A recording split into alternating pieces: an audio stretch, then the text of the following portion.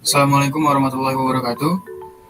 Perkenalkan, kami dari kelompok 5 dari kelas A pada mata kuliah PBO yang beranggotakan Muhammad Faiz dan saya sendiri Redi Lutfi Prabowo dan teman saya Indah Nirmala Zahra Nabil. Pada kesempatan kali ini kami akan mempresentasikan hasil dari final project yang sudah kami buat. Baik, selanjutnya kita akan running. Nah, kita coba di sini. Di sini sudah terdapat satu data. Jadi kita coba dulu lagi. Nah, misalnya Faiz, alamat, kampung, ini kita asal, NPWP, saldo kita coba tambah. Nah, berhasil data tertambah di sini. Jika kita klik salah satu saja ini, maka dia akan tampil ini. Kita tambahkan saldo, misalnya, nah maka dia akan tertambah di sini. Artinya untuk tabel bawah ini adalah tabel untuk riwayat saldo. Jadi program yang kami buat ini nantinya bisa untuk menginput nama, alamat, NIK dan NPWP serta bisa untuk menambahkan saldo. Lalu di sini ada tombol muat ulang data dan hapus data formulir.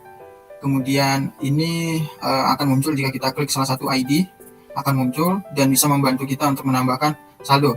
Setelah kita menambahkan saldo, maka otomatis data akan tampil di tabel di bawah ini. Kemudian untuk perusahaan sama dengan individual, hanya beda di NIB. Lalu transaksi kita masukkan ID-nya misalnya tadi 100, kita copy sini. Nah ini transaksi yang kita gunakan tadi untuk ID Randy. Kita coba tambah saldo misalnya 50. Nah maka dia akan otomatis tertambah di sini. Di 130. Kita tarik saldo misalkan Randy lagi, cari set tarik misalnya 30.000. Kita lihat apakah berhasil. Nah berhasil datanya. Jadi dikurang 30.000 tadi, datanya akan berkurang jadi 100.000 ya sisanya. Nah setelah data dimasukkan di sini, kita akan balik lagi ke localhost. Jadi data akan tertambah di sini. Data yang sudah kita input maka akan masuk ke localhost dari database kita. Nah bisa dilihat di sini tadi, ini untuk data Randy, ini untuk data Faiz, kemudian nasabahnya di sini, dilihat di sini, kemudian perusahaan tadi tidak kita tambahkan. Nah ini untuk riwayat transaksinya seperti ini. Untuk yang pertama kami akan menjelaskan mengenai diagram. Maka dari itu saya persilakan kepada Indah untuk menjelaskan diagram yang pertama. Silakan. Jadi di sini saya akan menjelaskan tentang kelas nasabah. Di sini ada kelas nasabah dengan properti integer nasabah ID, string nama dan string alamat, lalu ada kelas individu dengan properti long NIK dan long NPWP, lalu ada kelas perusahaan dengan properti string NIB, dan ada kelas rekening dengan properti integer nomor rekening dan double saldo dengan metode tambah saldo, tarik saldo, dan double get saldo. Lalu di sini ada kelas nasabah yang merupakan parent class atau superclass yang dimana ia memiliki subclass yaitu individu, perusahaan, serta rekening.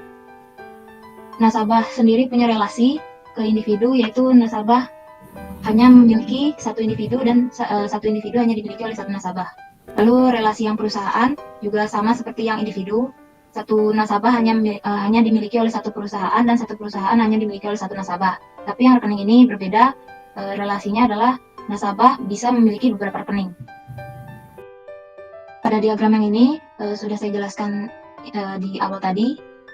Lalu ada tambahan relasi yaitu data modeling yang merupakan kelas penghubung antara aplikasi dengan database. Lalu ada kelas nasabah from controller dan DB helper. Nasabah from controller itu untuk mengontrol data sedangkan DB helper ini untuk koneksi database-nya. Baik, selanjutnya adalah menjelaskan program yang sudah dibuat. Untuk bagian pertama akan dijelaskan oleh Faiz. Pada Faiz, saya persilahkan. Baik, terima kasih. Yang pertama ini kami membuat kelas, kami menjelaskan dari nasabah terlebih dahulu. Kelas nasabah. Kelas nasabah ini merupakan kelas parent.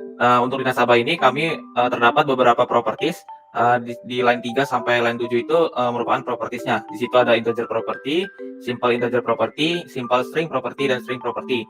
Dan lalu kami juga membuat ada konstruktor. Yang pertama itu konstruktor tanpa array, dan yang selanjutnya itu konstruktor menggunakan array.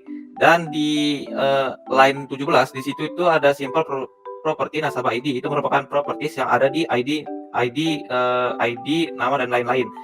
Dan selanjutnya ada getSetnya. GetSet.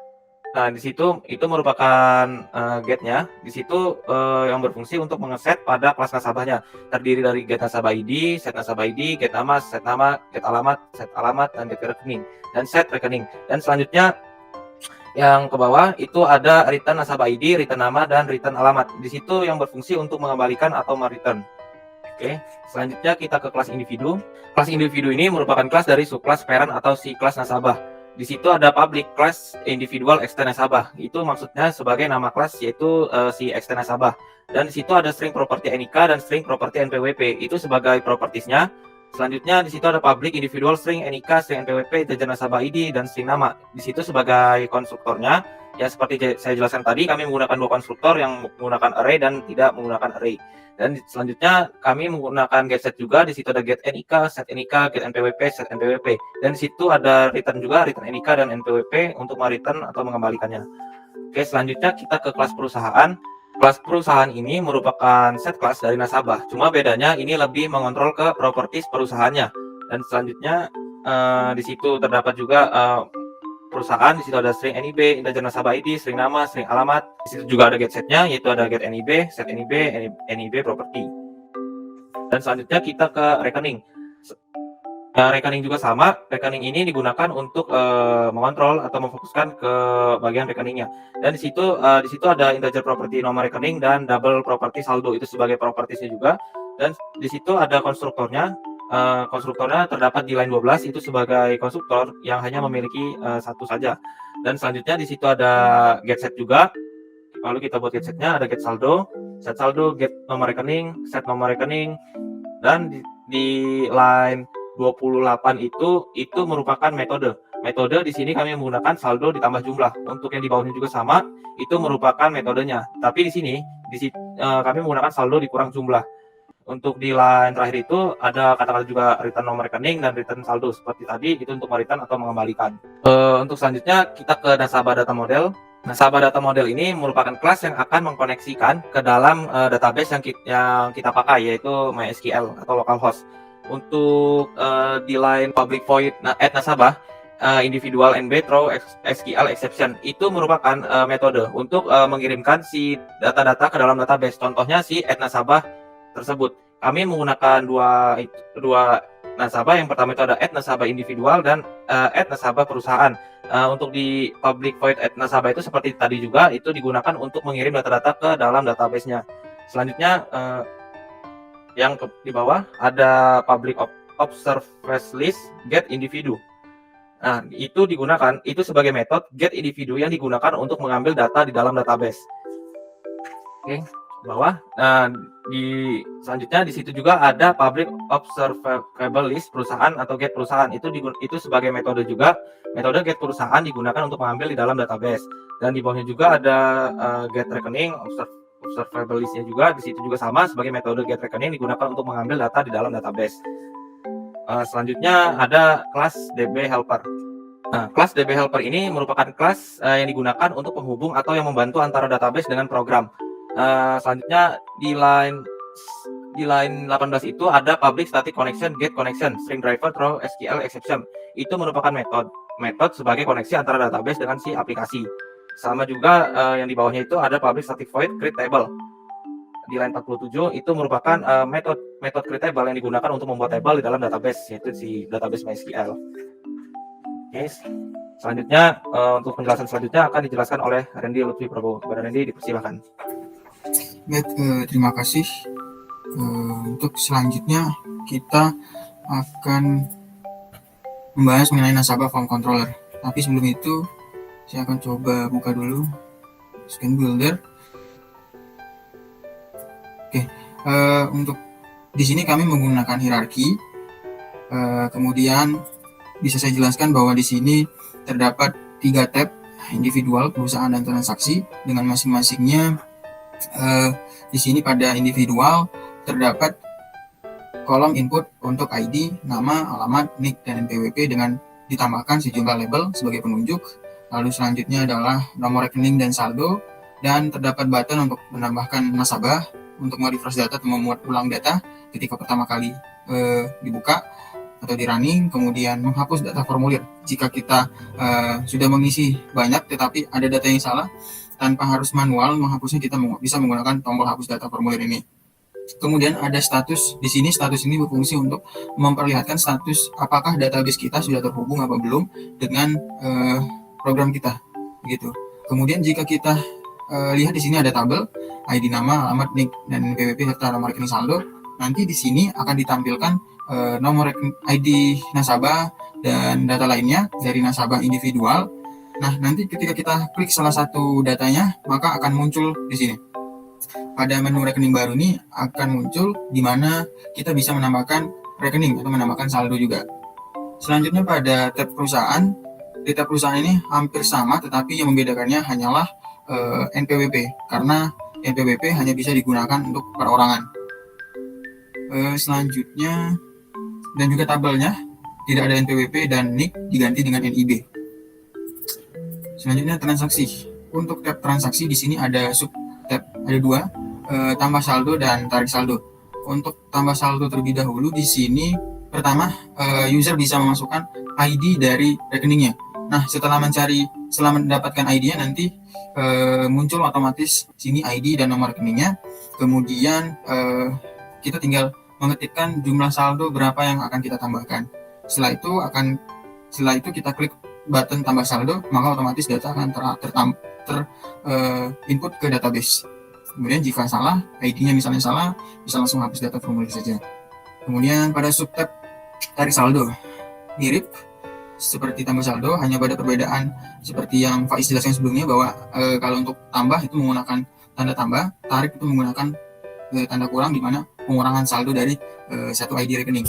Nah, pertama kita cari ID-nya, kemudian otomatis muncul, kita tambahkan saldo berapa yang mau kita tarik. Nanti tinggal tarik saldo, klik tombol tarik saldo, maka saldo di database itu akan berkurang.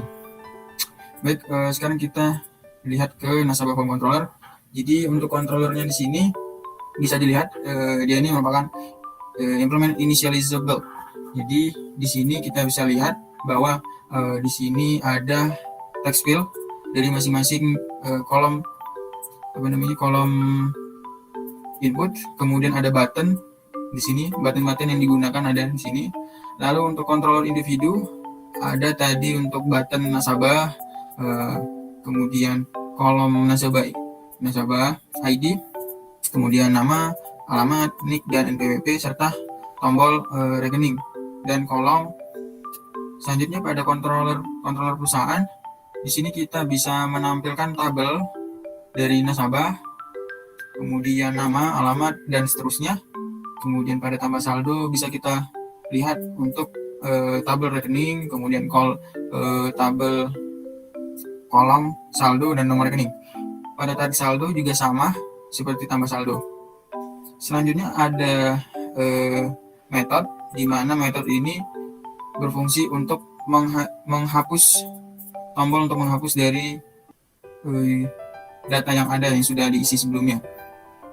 Kemudian ada tombol muat ulang, button muat ulang, di mana tadi tombol ini berfungsi untuk merefresh atau memuat ulang dari data yang ada. Selanjutnya tombol untuk menambahkan saldo. Lalu untuk menambahkan data rekening, ini untuk menambahkan saldo. Lalu untuk mencari ID, button mencari ID di sini. Kemudian untuk mengurangi saldo atau menarik saldo. Lalu di sini ada setter untuk statusnya. Lalu kita di sini bisa melihat tabel dengan memanggil view data rekening individu. Kita juga bisa melihat data rekening perusahaan, rekening yang tambah saldo atau transaksi keduanya ini kan, tambah saldo dan tarik saldo, bisa kita lihat melalui tabel. Baik, selanjutnya kita akan running programnya. Berikut hasil running dari program yang sudah kami buat. Baik, terima kasih. Demikian yang dapat kami sampaikan pada video kali ini. Kami akhiri. Wassalamualaikum warahmatullahi wabarakatuh.